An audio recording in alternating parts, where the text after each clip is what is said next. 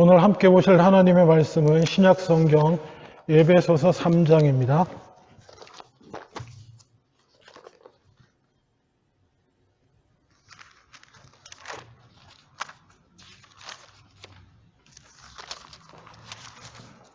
에베소서 3장 8절로 13절 말씀 312페이지입니다. 신약성경 312페이지 제가 봉독하겠습니다. 모든 성도 중에 지극히 작은 자보다 더 작은 나에게 이 은혜를 주신 것은 측량할 수 없는 그리스도의 풍성함을 이방인에게 전하게 하시고 영원부터 만물을 창조하신 하나님 속에 감춰졌던 비밀의 경륜이 어떠한 것을 드러내게 하려 하심이라. 이는 이제 교회로 말미암아 하늘에 있는 통치자들과 권세들에게 하나님의 각종 지혜를 알게 하려 하심이 곧 영원부터 우리 주 그리스도 예수 안에서 예정하신 뜻대로 하신 것이라. 우리가 그 안에서 그를 믿음으로 말미암아 담대함과 확신을 가지고 하나님께 나아감을 얻느니라. 그러므로 너희에게 구하노니 너희를 위한 나의 여러 환난에 대하여 낙심하지 말라. 이는 너희의 영광이니라. 아멘. 인생에 빠질 수 없는 것이 하나 있다고 한다면, 우리가 이 땅을 살아가는 동안 빠질 수 없는 것이 하나 있다고 한다면 그것은 아마 고난일 것입니다. 어떤 고난은 일정 기간 왔다가 또 사라지는, 거두어 가시는 것도 있고, 또 어떤 고난은 바울이 달고 있었던 그 어떤 질병처럼 간구해도 하나님이 너 그거 가지고 있는 게 좋다, 이렇게 해서 평생을 달고 가는 그런 아픔과 고난도 있습니다. 어쨌든 하나 100이면 100 사람들한테 다 물어보십시오. 걱정과 근심과 고난 어떤 것 하나 안 가지고 있는 인생이 아마 거의 없을 것입니다. 특히 그리스도인에게 있어서 이 짧은 고난이나 평생 가지고 달고 갈 고난이나 어떤 것이든 간에 그리스도인의 고민은 이거라고 생각합니다. 하나님의 영광이다. 고난을 통과하는 나, 고난을 지고 사는 나, 아픔 가운데 있는 나는 이 고난을 통해서 어떻게 하나님께 영광을 돌릴 수 있을까라고 하는 것이 그리스도인의 고민인 줄로 믿습니다. 어떤 분은 이해하기 힘드실 수도 있습니다. 고난 당하면 해결해 주셔야지. 교회를 왜 나오는데, 예수를 왜 믿는데, 아픔과 힘듦과 고난이 있으면 이렇게 기도하시면 해결해 주시고, 그런 것도 있습니다. 하나님께서 해결해 주시는 것을 통해서 하나님의 살아계심을 보여주시고 하나님이 영광 받으시는 그런 고난도 있습니다. 그런데 아까 오늘 에베소서의 저자이기도 한 바울의 경험에서처럼 정말 자기 인생의 가시와드 같은, 뽑을 수 없는 가시와 같은 것이 자기 하나 박혀 있는데, 하나님 앞에 이거 좀 제거해 달라고, 이거 좀 해결해 달라고 간절히 3번 기도했을 때 하나님께서 그 은혜가 내게 족하다. 이게 좀 어렵게 돌려 말한 것 같지만 이미 그것으로 너에게 은혜가 충분하니 그것은, 그 가시는 평생 내 앞에 오는 날까지 가지고 살아. 그래야 네가 겸손해져. 그래야 네가 교만하지 않고 겸손해. 그렇게 바울에게 얘기하시는 그 평생 갖고 살아야 할 그런 고난도 있습니다. 얘기 나온 김에 바울 얘기 잠깐 했지만, 바울이 성경 저자 중에 제일 똑똑한 사람이야. 그러니까 인간적으로.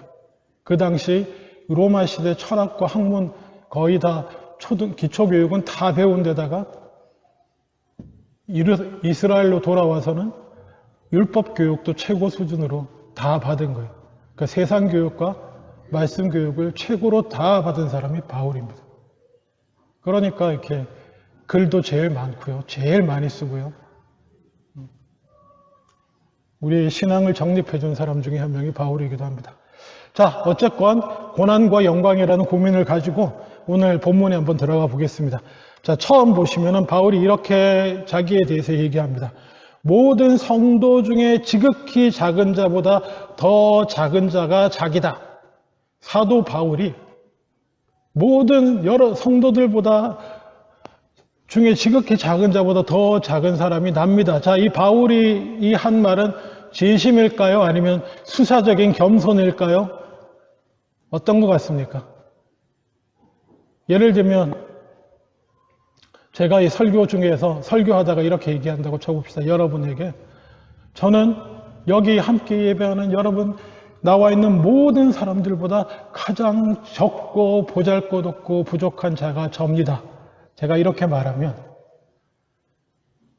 이거 진심일까요? 아니면은 과장법인가요? 수사적 형용인가요? 어떨 것 같습니까? 참고로 저는 진심입니다. 바울도 그래서 저는 진심이라고 생각합니다. 왜냐? 바울이 그가 기록한 다른 여러 성경 편지 가운데 곳곳에서 그렇게 말하고 있습니다. 특별히 로마서 7장 18절 이하에 보면은 내 속에 나는 선한 일을 하기 원함만 있고 항상 저지르는 일들은 악한 일들 뿐이다. 어떻게 하면 좋을까? 오호라 나는 공고한 사람이로다. 이 죄악의 몸에서 누가 나를 건져낼 수가 있으랴. 이렇게 고백을 하고 있어요, 바울이.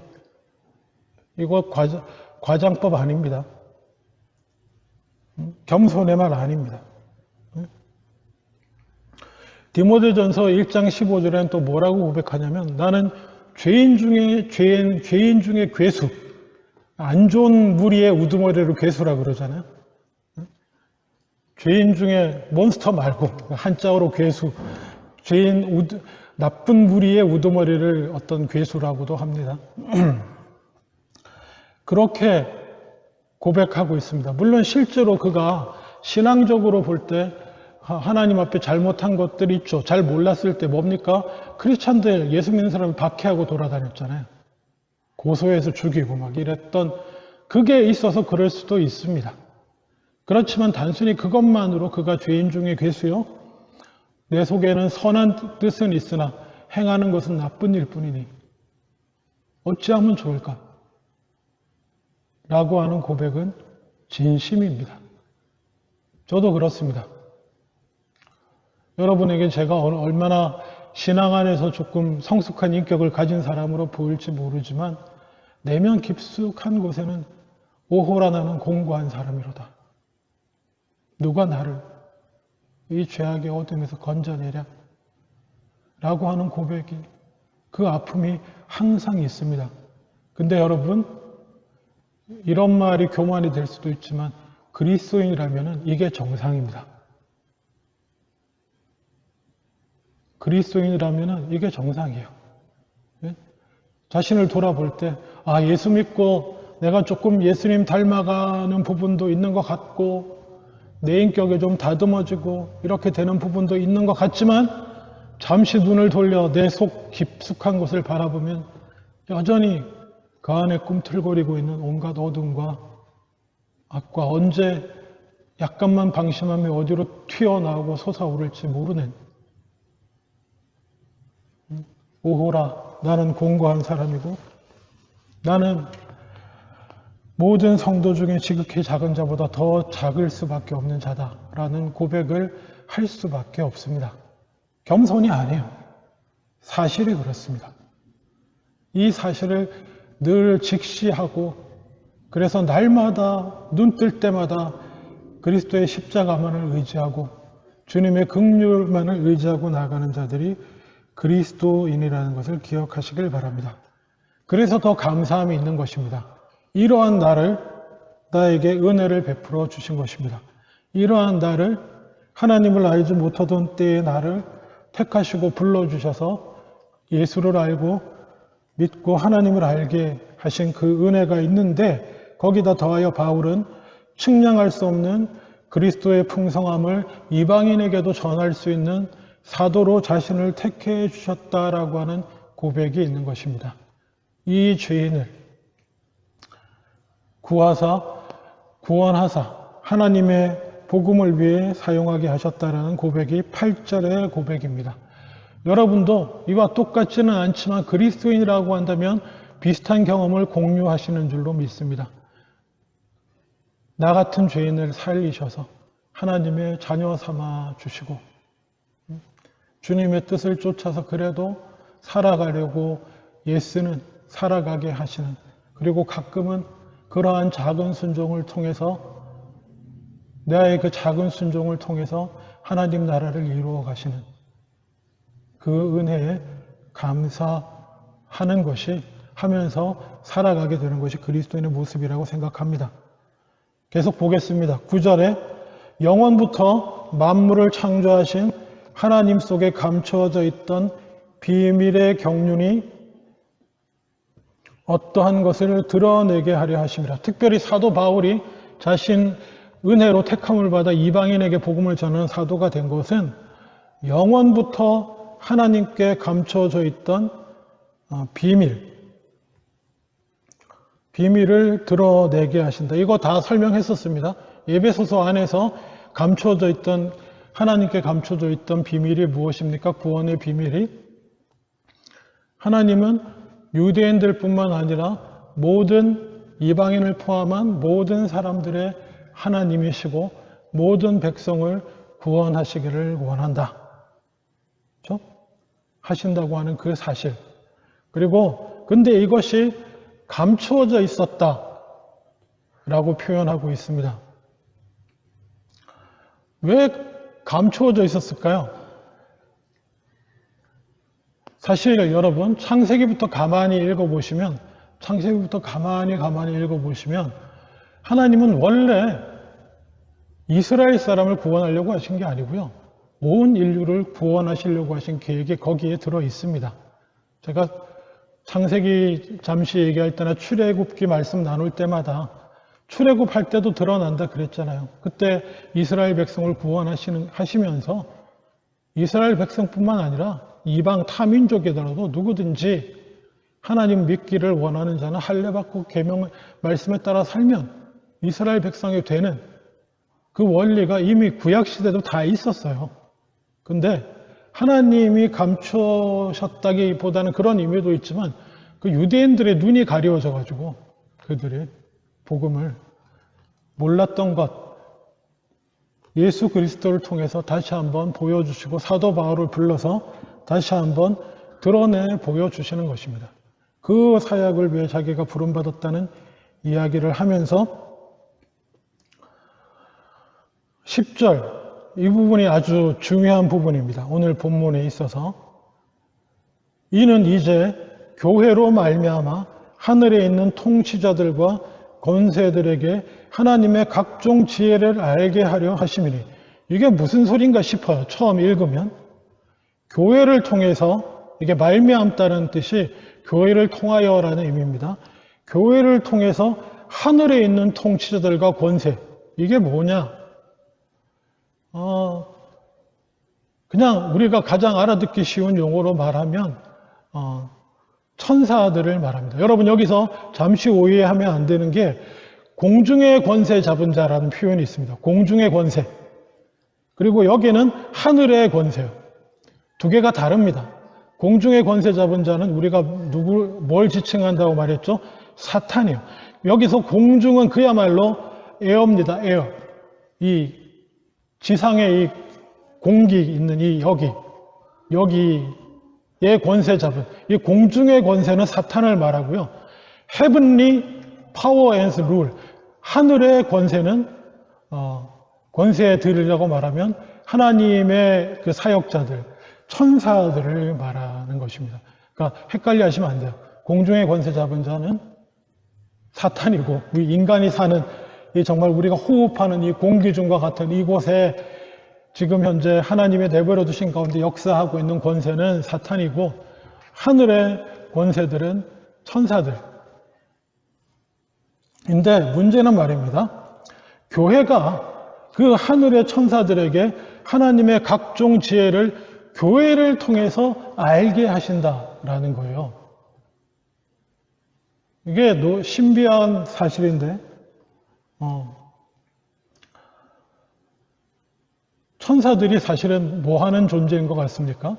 천사들은 우리가 정확하게 성경을 통해서 그렇게 정확하게 알 수 없어요. 천사의 존재에 대한 내용들은 구체적으로 알 수 없지만, 일단 제가 일일이 성경 인용하지 않습니다만 구약 시대부터 그 스랍이라든지 이런 하늘의 존재들은 하나님을 찬양하는 존재입니다. 영광의 하나님을 찬양하고 영광 돌리는 것.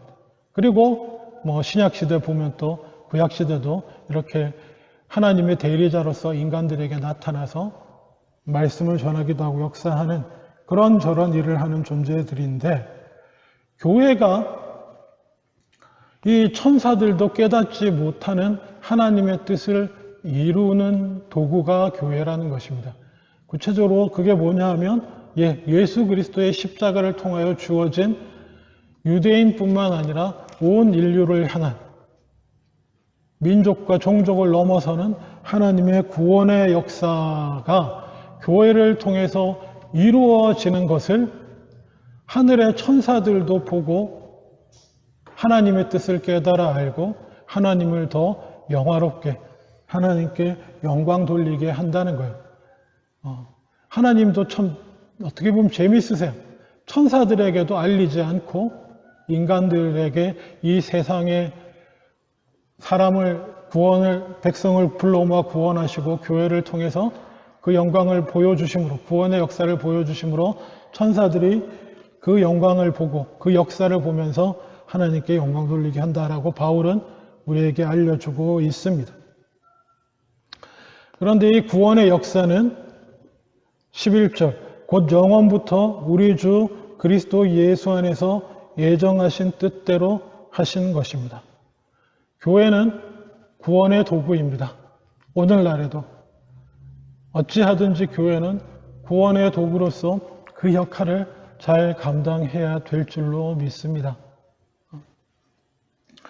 이 은혜로 인해서 사실은 원래 우리도 다 누굽니까? 구약적인 관점에서 보면 이방인이었던 우리들도 이렇게 구원받아 하나님의 백성 되어서 하나님의 영광을 찬양하고 있지 않습니까? 그리고 이 구원 계획은 11절 영원부터 우리 주 그리스도 예수 안에서 예정하신 뜻대로 하신 것이라. 이게 한글 번역에는 예정이란 단어를 그냥 웬만하면 다 갖다 쓰는데요. 여기서 예정은 그 앞에 나오는 하나님의 예정을 말하는 그 단어가 아닙니다. 그냥 영원하신 목적 정도로 이해하시면 됩니다. 미리 정해놓으셨던 영원 전부터 이루시고자 했던, 그냥 영어로 번역하자면 eternal purpose. 그걸 또 한국어로는 그냥 예정 한 단어로 말해버렸는데 그게 아니고요. 예수 안에서 영원 전부터 이루시고자 계획하셨던 것이라는 것입니다. 여기서 우리가 꼭 기억해야 될 것은 예수 그리스도께서는 하나님의 아들이시면서 하나님이시잖아요. 그래서 그 예수님의 존재는 삼위일체 하나님 안에 영원 전부터 함께 계셨다라는 것입니다. 예수님이 갑자기 이렇게 역사 가운데 나타난 분이 아니고 원래 하나님의 존재 가운데 삼위일체로 예수님 함께 계셨는데, 대표적으로 이것을 표현하는 성경 구절이 무엇입니까? 요한복음 1장 1절에 태초에 말씀이 계시니라. 이 말씀이 하나님과 함께 계셨다. 예수님은 하나님의 말씀으로서, 로고스로서 계셨다는 건데, 이게 구약의 단어로는 뭐라 그랬습니까? 신약은 예수님을 말씀이라, 하나님의 말씀이라고 표현해. 근데 구약은 예수님을 뭐라고 표현한다고 했습니까? 구약에 나오는 단어로 이 말씀을 지혜라고 했잖아요. 지혜. 잠언 8장 22절에 보면 여호와께서 그 조화의 시작 곧 태초에 일하시기 전에 나를 가지셨으며, 여기서 나라고 표현하는 존재가 누구냐면 지혜입니다. 하나님의 지혜. 태초에 일하시기 전에 나를 가지셨고, 잠언 8장 30절에 내가 그 곁에 있어서 창조자가 되어 날마다 그의 기뻐하신 바가 되었으며, 하나님의 창조의 얘기를 할 때 이 하나님의 지혜도 하나님이 창조하실 때 함께 창조자로서 거기에 있었다라는 것입니다. 이게 구약에 나타나는 예수 그리스도예요. 삼위일체 하나님으로서 예수 그리스도. 그리고 신약에서는 그 하나님의 지혜를 하나님의 말씀으로 표현하고 있습니다. 그래서 이런 바울이 우리에게 보여주는 이 얘기가 그 말씀인 거예요. 영원부터 우리 그리스도 예수 안에서 계획된 것이라는 거예요. 우리의 구원이 영원 전부터 예수님을 통해서 그 아들을 삼위 성자 하나님을 통해서 이루시고자 작정하신 것이 이제 드러나서 이루어지고 있고, 그리고 중요한 사실은 2000년이 지난 지금도 이루어지고 있는 줄로 믿습니다. 이게 그냥 뜬구름 잡는 얘기가 아니고요. 역사적으로 예수님을 통해서 교회가 세워지고 바울을 통해서 이방인에게 전해지고 그 역사를 통해서 지구를 한 바퀴 다 돌고 지금 이렇게 우리들 가운데도 그 구원의 역사가 이렇게 이루어지고 있는 사실. 하나님의 구원은 이렇게 역사적으로 이루어지고 있는 것입니다. 12절 우리가 그 안에서 그를 믿음으로 말미암아 담대함과 확신을 가지고 하나님께 나아감을 얻습니다. 그래서 이러한 구원의 역사는 우리가 다 잘 알다시피 그 예수 그리스도를 믿는 것을 통해서 우리가 그 믿음으로 담대함을 가지고 하나님께 나아가게 되는 것입니다. 여기서 하나님 앞에 나아가는 담대함이란 무엇인가? 파르레시안이라고 하는 건데 이 단어는 말입니다. 오늘날의 이 의미는 언론의 자유를 의미하는 단어입니다. 쉽게 말하면 모든 것을 말할 수 있다는 뜻이에요. 담대하다는 것은 모든 것을 말할 수 있다. 그리고 또 한 가지 의미를 더 담습니다. 이 담대함은 두려움과 부끄러움 없이, 그러니까 하나님 앞에 담대하게 나갈 수 있다는 표현의 의미는 뭐냐면 하나님 앞에 이런 게 좀 표현이 어색할 수 있는데 아무 말이나 할 수 있다. 아무 말은 좀 그렇지만 하여튼 거리낌 없이 무슨 얘기든지 할 수 있는 것입니다. 하나님을 모독하는 말이 아니라면, 계명에 어긋나는 말이 아니라면, 내 안에, 내 속 안에 있는 어떤 얘기라도 할 수 있는, 왜? 예수 그리스도께서 이미 우리의 죄악을 다 감당하고 지셨기 때문에 그 은혜 안에서 우리는 담대하게 우리 속에 무슨 얘기라도 하나님 앞에 하면서 두려움도 없고 심지어 부끄러움도 없을 수 있습니다. 근데 부끄러움이 없을 수는 없어요. 두려움은 없습니다. 왜? 우리에게 정죄함이 없기 때문에 두려움은 없는 그 은혜가 저와 여러분에게 지금도 있습니다. 여러분 기억하십시오. 하나님께는 무슨 말이든지 할 수 있습니다. 심지어 제가 권면하는 건 아니지만 원망의 말을 해도 됩니다. 하나님은 그 사랑의 깊이가 끝이 없으신 하나님이고 그 사랑의 넓이가 한량없으신 분이어서 무슨 얘기를 부르셔도 됩니다. 진솔하게 여러분 안에 있는 얘기 할 수 있습니다. 주님. 그 특권을 가진 사람이 하나님의 백성된 저와 여러분이라는 거 기억하시고요. 하나님 앞에 담대히 나와 부르짖기에 주저함이 없으시기를 바랍니다.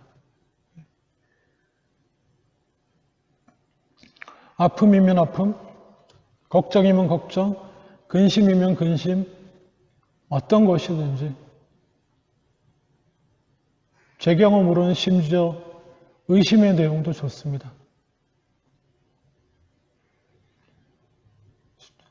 진실하게 부르짖을 때 하나님께서는 다 받아주십니다.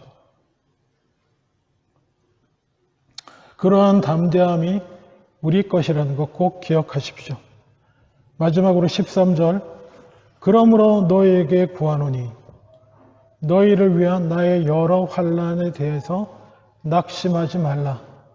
이는 너희의 영광이라. 바울이 이렇게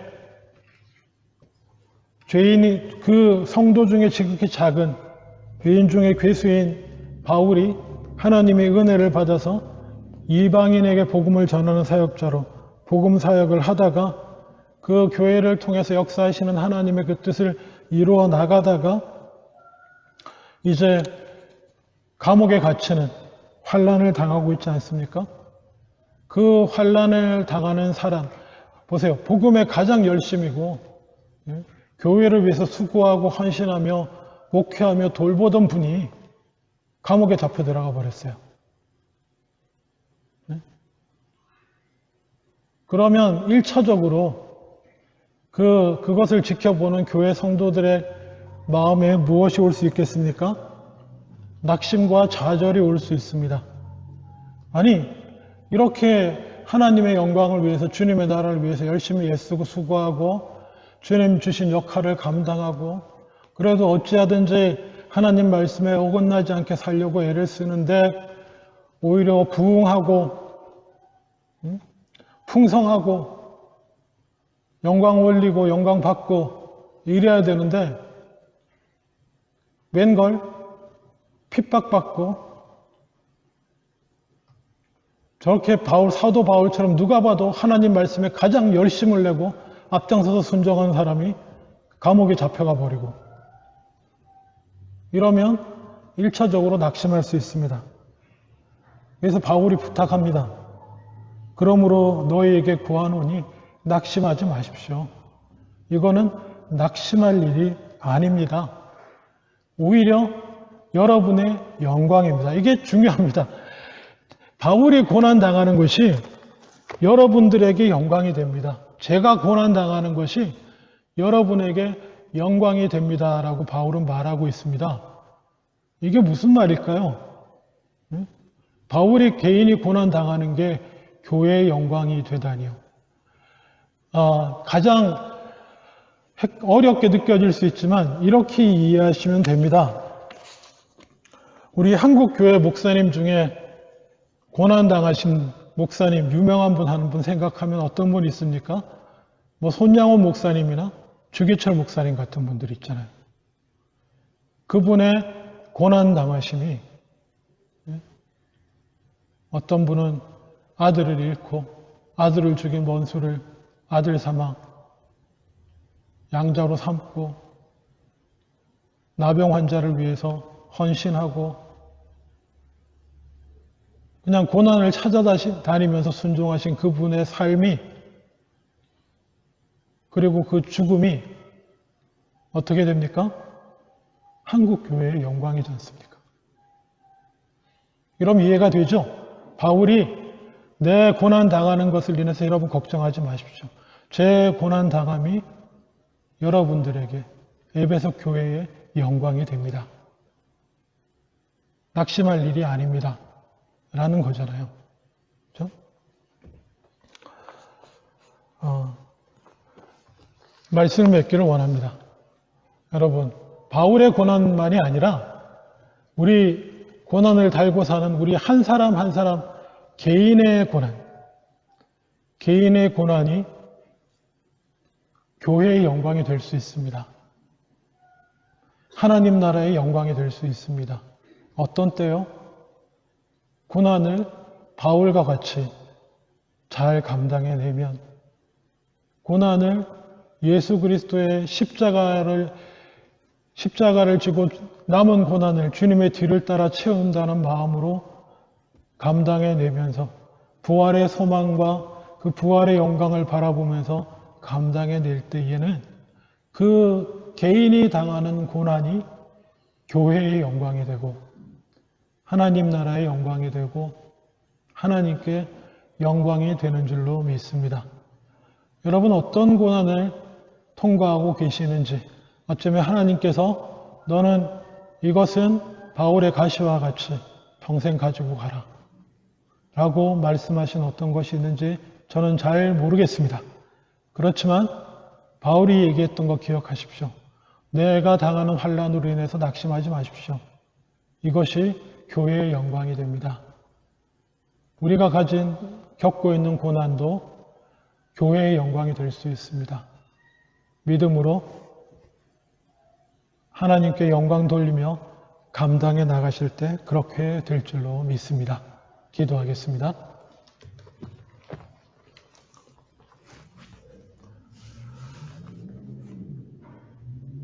아버지 하나님, 감사합니다.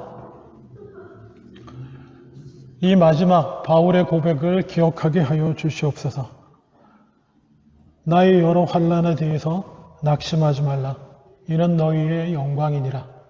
바울의 고난이 교회의 영광이 되듯이 참 감사하게도 이 부족한 우리 한 사람 한 사람이 겪는 쥐고 가는 고난도 교회의 영광이 하나님의 영광이 될 수 있음을 늘 기억하고 십자가를 지고 주님을 따라가는 마음으로 고난을 통과해 나가는 우리들 다 되게 하여 주시옵소서. 감사드리고 예수님 이름으로 기도합니다. 아멘.